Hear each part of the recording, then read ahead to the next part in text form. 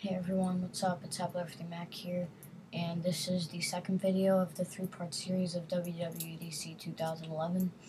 In this video, I'm going to be talking about the new iOS 5 and the 200 new features that they've added, taking a mobile operating system, as they say, that was already years ahead of anything else and moving even further. So, the six major things they've added is a new notification system, iMessage, Newsstand, Reminders app, Twitter integration with all your apps, and a camera lock screen. And not only a camera lock screen, but some other camera features that I'll be showing you in a second. So first, what's new? You have an all-new notification center. And this is one of the main things I'm really excited about. If you guys have Cydia, you guys probably know what lock info looks like. So on the lock screen, it kind of looks like the same thing as lock info, but up here you got your weather, your stats, and your notifications. So they got a missed phone call, they have messages, and new email. So all you have to do, there's no more interruptions. Notifications just appear, and then so they let you know they're there, and then you disappear. And then when you're finished with your application, all you have to do on the status bar up there on your home screen is just where the clock is that says such as 9 o'clock a.m. Just swipe down, and the new notification center will appear, and just click on the notification you want to open, and it will take you straight to that app. You can also do this in the lock screen. If you see a notification you want to enter, just swipe on the notification you want to enter, kind of like slide to unlock, and it will automatically take you to the application. Also, you don't even have to swipe down from the home screen. You can just swipe down from the top of the screen on any app, and your notification system will appear. So you should see a couple images of the notification center on the video. And again, this link will be in the description if you want to find out more features about iOS 5. So if you want to find out more about Notification Center, just click the link in the description and it will take you to there. The next thing I'm going over is iMessage, which is kind of like a competitor to BlackBerry Messenger. So now you'll be able to text message between iPhone to iPod Touch to iPad. So obviously, I guess the text messaging is free, and you can send unlimited text message through Wi-Fi or 3G, as I said, from your iPad, iPhone, or iPod Touch to anyone with iOS devices. It is built into the Messages app, so you can send text, video, photos, videos, locations, and contacts. Kind of like Bump a little bit, if you know that app, but not exactly. And there is also going to be group messages with this, so we'll see how that will work. And like other instant messengers, there'll be you can see what they're typing. There'll be a little thing. There'll be a little thing at the bottom of iMessage. You'll see like a speech bubble with three periods, and that lets you know that they're typing a message. And also, say you started a conversation on an iPod and you wanted to pick it up on an iPhone, that will work. I guess this will work with your Apple ID. I'm not sure how this is going to work yet, but this seems pretty cool and has the same type of user interface as real text messaging as you see on an iPhone. So this is pretty cool, and I can't look forward to that.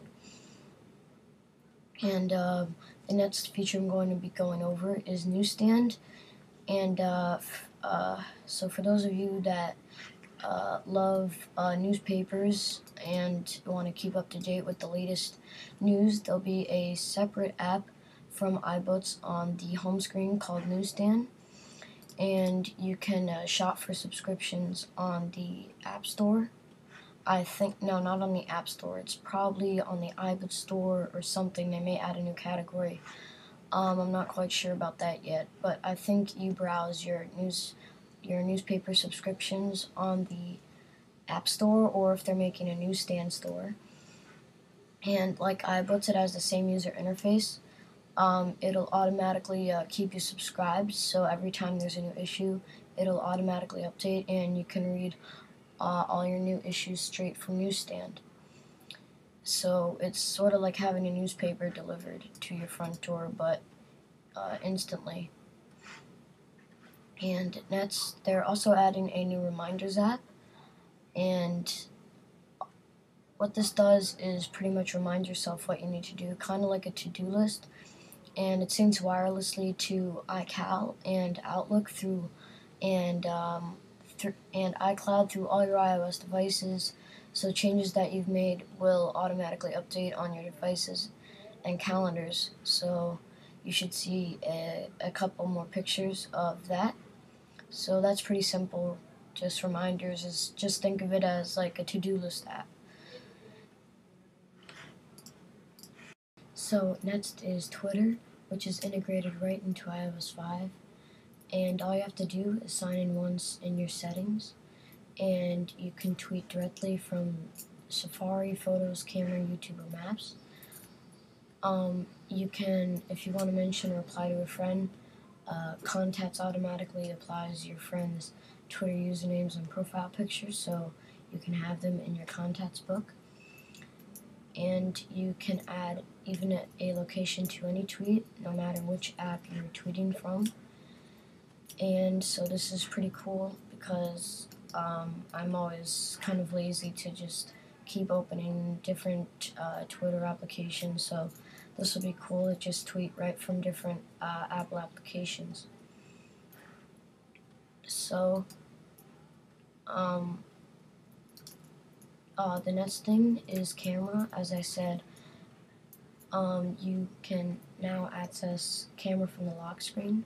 So open the camera app with one tap next to the slide to unlock, and then you will be greeted with the camera app, and all you have to do is press the volume up button and it will automatically take a picture. And then after you've done that, if you want to open the Photos app, they have added new photo enhancements where you can auto enhance a photo, remove red eye, and you can also crop your photos. Now with Safari, they've added tab browsing. If you guys heard of Safari Reader, if you guys have Safari 5 Reader, it gets rid of all those other stuff on the page, such as the advertisement and the heading and all that stuff, so you can just focus on the article that you want to read. And also in your bookmarks, you can tap to save a page to read later, kind of like Instagram, but this time it'll be in your bookmarks, and you go to reading lists, press plus, and just tap the website you want to read later, and it'll be added to your reading list. This is also one thing I'm really excited about. PC free, so if you don't have a computer, you can set up your iPhone, iPad, or iPod Touch.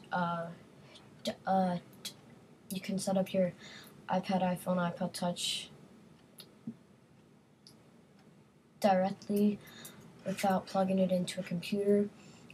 If you guys ever got a new iOS device, it always asks you to plug into iTunes and you'll have to set it up. But now it'll just ask you for, you can automatically do it. It'll ask you for your language, choose the setup as a new iPhone, go through all the settings, and your iPod Touch, iPhone, or iPad will be set up and you can automatically use it. So that I'm really excited about, and it's such a drag having to plug your device into iTunes to set up. And so that's really cool. And when you set it up, you can ask it to back up and restore your device automatically using iCloud. And also with the iPad, it comes with those power adapter things you can plug into a wall, And also, which I'll be talking about in a bit, with Wi-Fi sync, you don't even need to sync it with a computer anymore. You can just charge it and from a power adapter, and it'll automatically sync when you connect it to a power source. And so you always have your movies, TV shows, and all your other content everywhere you want them on your device. So this is also one of those things I'm really excited about with the Wi-Fi sync, because that's also a drag, having to wait to use your device until it's done syncing, and sometimes things can take a while depending on how many apps you downloaded or whatever you did. And so now I guess you'll be able to use your device freely, and you don't have to plug it into a computer to sync. And also in iOS 5, they'll be adding multitasking gestures for iPad and AirPlay mirroring only for iPad 2 without using an Apple AV digital adapter cable, but that feature with AirPlay mirroring is only for iPad 2. Also, iOS 5 is only compatible with the iPhone 3GS, the iPhone 4, the iPod Touch 3rd generation, the iPod Touch 4th generation, the iPad 1, and the iPad 2, so it has dropped support for the iPhone 3G and the iPod Touch 2G. And as before, with iOS 5, if you go to the link in the description, there will be a blue button on the right-hand side that says Notify Me. Type in your email address and they'll notify you when iOS 5 is ready to download. And also, if you go to the link in the description, they will have a video that you can watch about it.